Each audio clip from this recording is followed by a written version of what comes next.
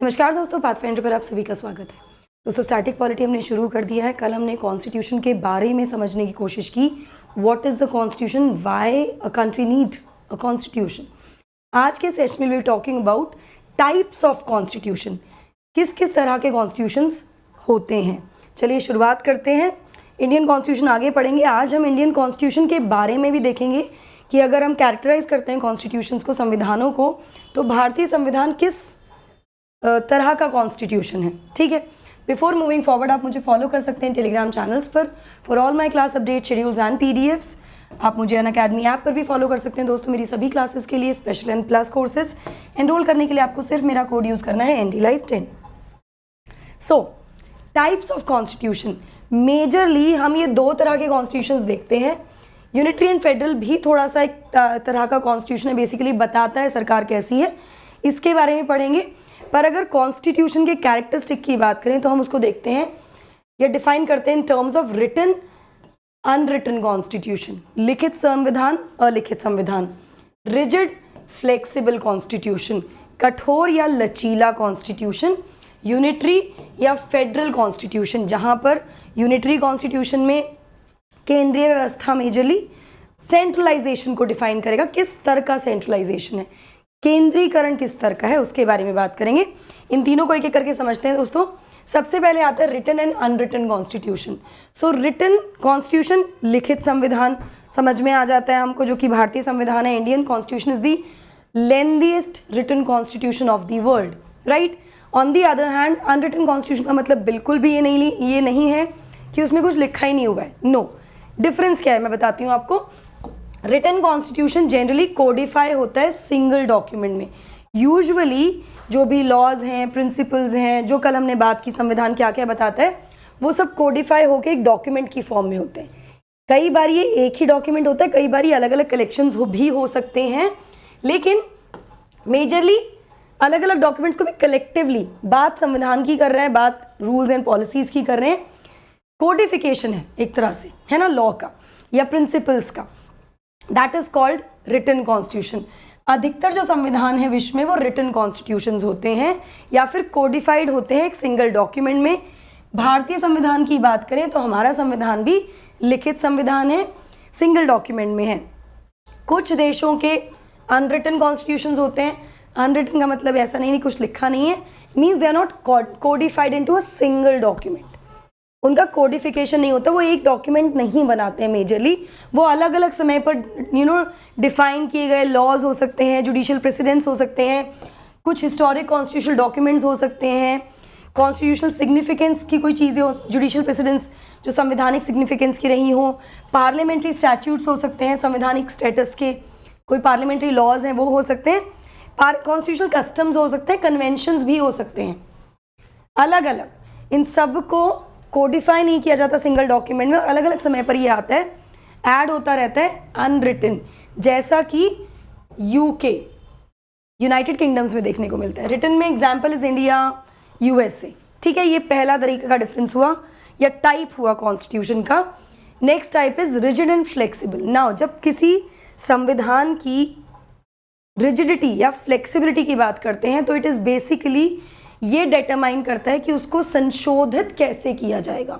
अगर कोई संविधान संशोधन करने में बहुत ज़्यादा कठिनाई हो रही है, कठोर है, मतलब बहुत कठिनाई से, रिजिड क्या होता है, जिस चीज़ को आप, जिसकी आप शेप नहीं चेंज कर सकते ना, कठोर। लचीला जो इजीली फ्लेक्सिबल है, चेंज हो जाएगा। तो कठोर मतलब उसमें अगर बदलाव लाना है, संशोधन लाना है, तो it is very very tough. On the other hand, flexible में it is easy to amend the constitution. अब देखिए, संविधान ना कभी भी रिजिड या ये नहीं कह सकते कि वो स्टैटिक नहीं हो सकता। Static as in it can not be fixed, because जब संविधान लिखा गया है और जो टाइम निकला है, सोसाइटी इवॉल्व होती है, चेंजेस आते हैं, संशोधन करने होते हैं। ठीक है, तो रिजिड कॉन्स्टिट्यूशन, जैसे कि मैंने आपको बताया, एक्सट्रीमली डिफिकल्ट होता है इनको संशोधित करने में, जैसे कि USA का कॉन्स्टिट्यूशन। ठीक है, फ्लेक्सिबल नहीं होंगे। वहीं फ्लेक्सिबल कॉन्स्टिट्यूशंस आसानी से संशोधित हो सकते हैं। अमेंडमेंट प्रोसीजर रिजिड संविधान का is not same as the amending of an ordinary law. अगर कोई रिजिड संविधान है तो उसका, देखिए, लॉज भी संशोधित होते हैं ना, तो अगर कोई रिजिड संविधान है तो उसमें जो अमेंडमेंट होगा वो एक साधारण अधिनियम की तरह नहीं हो सकता. It will have a specific procedure and a tough process. मुश्किल से बदला जाएगा. ठीक है. अगर हम भारतीय संविधान की बात करें यहाँ पर, तो it is a blend, it is a balance of both rigidity and flexibility. हम दोनों का बैलेंस है. कैसे? हमारे संविधान में कुछ ऐसे प्रोविजंस हैं, कुछ ऐसे प्रावधान हैं जिनको सिंपल मेजॉरिटी से, जैसे कि एक लॉ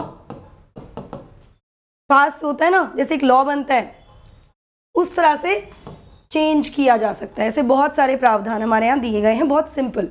एग्जाम्पल में आप मुझे कमेंट सेक्शन में बताएंगे सिंपल मेजॉरिटी से कौन से संशोधन जो होते हैं किए जाते हैं. They are not even considered amendment that ways. ठीक है. बदलाव ज़रूर आ रहा है, चेंजेस ज़रूर आ रहे हैं, लेकिन वो सिंपल मेजॉरिटी से, जैसे साधारण लॉज पास होते हैं. ठीक है.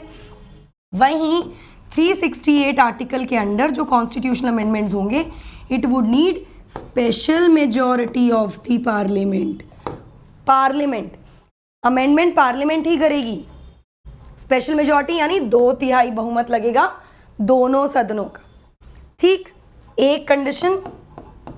और दूसरी, अगर किसी फेडरल फीचर को यानी संघीय व्यवस्था में बदलाव लाना है तो ये special majority of the parliament के साथ साथ it would need state ratification of 50% states. आधे राज्यों को सहमति देनी होगी साधारण बहुमत से. ठीक है. मेजॉरिटी के बारे में डेफिनेटली मैं आगे आपके साथ डिस्कस करूंगी. अभी सिर्फ हमको ये समझना है कि देखिए, सिंपल मेजॉरिटी आसानी से हो रहा है, प्रेसिडेंट वोटिंग की मेजॉरिटी से पास हो रहा है, कोई भी चेंजेस आ रहे हैं, सिंपल मेजॉरिटी से हो रहा है, वो तो आसान है ना, ऑर्डिनरी लॉ की तरह. फ्लेक्सिबिलिटी वाला फीचर. रिजिडिटी की अगर हम बात करें तो इट नीड्स स्पेशल प्रोसीजर. एक प्रोसीजर है जिसके तहत संविधान में संशोधन हो रहा है. इट इज़ नॉट ईजी, आसान नहीं है. इसीलिए we are a blend of rigidity and flexibility, Indian constitution. तीसरा है यूनिटरी एंड फेडरल. यहाँ पर मेजरली किसी संविधान को अगर हमें कैरेक्टराइज करना है कि वो केंद्रीय है कि वो संघीय है, ये बेसिकली डिफाइन होगा कैसे? सरकार की जो पावर्स हैं उनका जो बंटवारा है उसके आधार पर, plus degree of centralization of power. केंद्रीकरण कितना है, कितनी पावर केंद्रीय हाथों में है. सेंट्रल गवर्नमेंट के पास है, जो सेंट्रल गवर्नमेंट है कितनी पावर, कितनी पावरफुल है, क्या डिसेंट्रलाइजेशन नहीं है या सेंट्रलाइजेशन है. ठीक है. सो यूनिटरी सिस्टम में सेंट्रल गवर्नमेंट सुप्रीम होती है, सर्वोपरि होगी, और सारी पावर्स जो होंगी लोअर गवर्नमेंट की वो भी किसके द्वारा डेलीगेट की गई हैं, उनको जो दी गई हैं वो केंद्र सरकार के द्वारा दी गई हैं. यूनिटरी. ठीक है. फेडरल में क्लियर डिवीजन ऑफ पावर है, क्लियर डिवीजन ऑफ पावर है between the centre and the lower governments. कोई चेंज नहीं है. संघीय व्यवस्था, डिवीजन ऑफ पावर. ठीक है. और जो सेंट्रल गवर्नमेंट है फेडरल सिस्टम में, वो लोअर गवर्नमेंट्स की जो निचली सरकारें हैं, वो राज्य की हो सकती हैं, कोई भी सरकार हो सकती है, विकेंद्रीकरण बेसिकली है ना, वो वापस नहीं ले सकते, वो ले नहीं सकते हैं वो पावर्स को. That is federal. अगर हम भारतीय संविधान की बात करें तो again we are a balance of the two. We are a quasi federal constitution, अर्ध संघीय व्यवस्था. कैसे? हमारे यहाँ if you see we have division of power. We have 3 levels of government right now: center, state and the local level government. At the same time there are certain provisions in the constitution जहाँ पे केंद्र सरकार ज़्यादा powerful है, it has more power. जैसे emergency provisions हो सकते हैं, जैसे इस तरह के जो गवर्नर का अपॉइंटमेंट, ये सब केंद्रीय व्यवस्था की तरफ झुकाव है, तो it is quasi federal. So these are the kind of constitution या types of constitution that we see. इसमें अगर हम आगे जाएं तो we can see the presidential parliamentary constitutions also.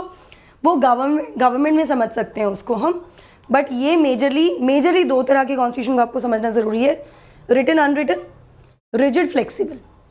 ये भी गवर्नमेंट का ही पार्ट है. सेंट्रलाइजेशन कैसे हो रहा है. ठीक है. आई होप आपको ये भी समझ में आया होगा. जो आपसे क्वेश्चन पूछा है वो प्लीज़ कमेंट सेक्शन में बताइएगा. अनअकैडमी से आप जुड़ सकते हैं दोस्तों हमारे साथ with the subscription. You get a lot of benefits along with the results here. Excuse me. कुछ नहीं करना है आपको, सिर्फ मेरा कोड यूज़ करना है NDLife10 to avail 10% discount on the subscription. ये आप किसी भी सब्सक्रिप्शन पर अवेल कर सकते हैं दोस्तों, 10% का discount with my code NDLife10. Batches हमारे 6 अक्टूबर यानी कल से शुरू, परसों से शुरू हो चुके हैं. गो एनरोल नाउ. ये सब जो एजुकेटर्स हैं, इंडिया के टॉप एजुकेटर्स हैं जो आपको पढ़ाएंगे. इसी के साथ साथ कॉम्बैट भी है जो संडे को होता है. अभी जाकर आप एनरोल कर लीजिए. सुबह 11 बजे का इसका टाइम होगा. गो एनरोल नाउ अगले संडे के लिए. चलिए, इसके साथ साथ अभी आप ले सकते हैं Unacademy UPSC CSE notes 2.0 at the lowest price. और अगर आप मेरा कोड यूज़ करते हैं NDLife10 तो इसमें भी आपको मिल जाएगा डिस्काउंटेड प्राइस. इसमें भी आपको डिस्काउंट मिल जाएगा with my referral code. EMI का ऑप्शन भी अवेलेबल है to avail that you can avail with 0% EMI. इसी के साथ साथ Unacademy civil services championship is back, जहाँ पर आप स्कॉलरशिप जीत सकते हैं. 5 रैंकर्स को एक एक्सक्लूसिव मीट एंड ग्रीट मिलेगा विद एन IAS ऑफिसर. ठीक है, अभी जाकर एनरोल कीजिए. 13 नवंबर को हम ये करने वाले हैं सुबह 11 बजे. डाउट ब्राउज फीचर को जाकर एक्सप्लोर कीजिए और अपने doubts regarding the mains PYQs resolve कर लीजिए अनअकैडमी प्लेटफॉर्म पर. That's it from my side. I hope you like this session. Don't forget to like, share and subscribe to the channel and also hit the bell icon so that you get notifications about our latest updates. And thank you for the response. I saw the comments. ये session चलाऊंगी मैं और छोटे छोटे parts में ही पढ़ाऊंगी. बहुत लंबे lectures नहीं लूँगी. मैक्सिमम 15-20 मिनट्स में ही कवर करेंगे. छोटे छोटे टॉपिक्स कवर करेंगे बट समझते हुए चलेंगे. Thank you so much again. God bless.